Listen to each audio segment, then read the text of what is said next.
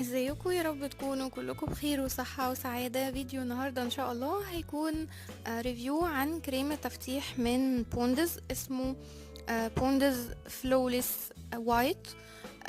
الكريم موجود في الصيدليات والهايبر ماركت، وسعره ما بين 100 او 110 على ما اتذكر. يعني هو عندي بقاله حوالي 3 شهور، فكنت جايباه يا 100 يا 110، مش عارفة دلوقتي ممكن سعره يكون كام. هو ده نهاري علشان في منه كريم لبالليل، ده بتاع الصبح. في نسبة حماية 15. والعلبة الكرتون من بره مكتوب عليها بوندز بارزة، هي والوردة دي، علشان تعرفوا ان دي العلبة الأصلية او ده المنتج الأصلي. هي الكتابة بارزة ومكتوب عليه flawless white today cream و SPF 15 PA++. انا مش عارفة يعني ايه PA++ بصراحة، لو حد يعرف ياريت يكتب لي في الكومنتس. هو حجمه 50 جرام وصنع في الصين بواسطة شركة يونيليفر. ياريت ما نقلقش من كلمة ان هو صيني، علشان هو مش حاجة تقلق خالص، المنتج كويس قوي واصلي. وانا شارياه متأكدة ان هو اصلي، فما تقلقوش من صنع في الصين. الكريم من جوه زي ما انتوا شايفين كده لونه بينك فاتح او وردي فاتح قوي. الكريم بيرطب البشرة جدا جدا، بالاضافة طبعا للتفتيح.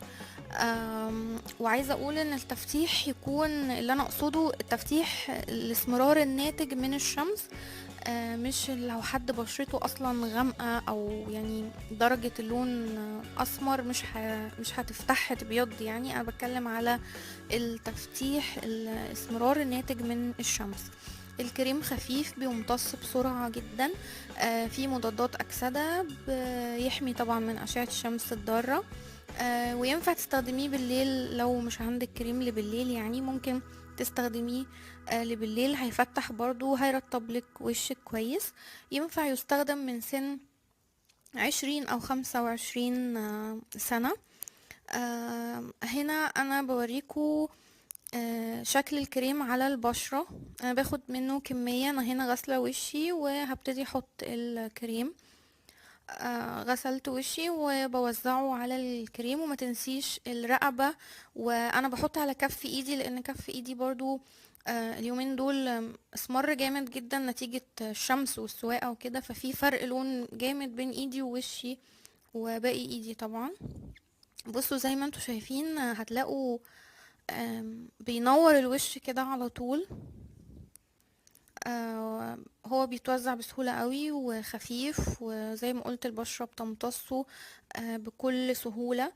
هو ليه ريحة خفيفة كده شبه ريحة الفير اند لافلي، بس بتروح على طول، يعني مش بتفضل وقت كتير. وعايزة اقول لو بشرتك حساسة او كده، علشان انا قريت عنه ان في ناس كاتبة ان هو عمل لها زي شكشكة او حاجة كده، يبقى الاحسن ما تستخدموهوش، علشان ما بقاش.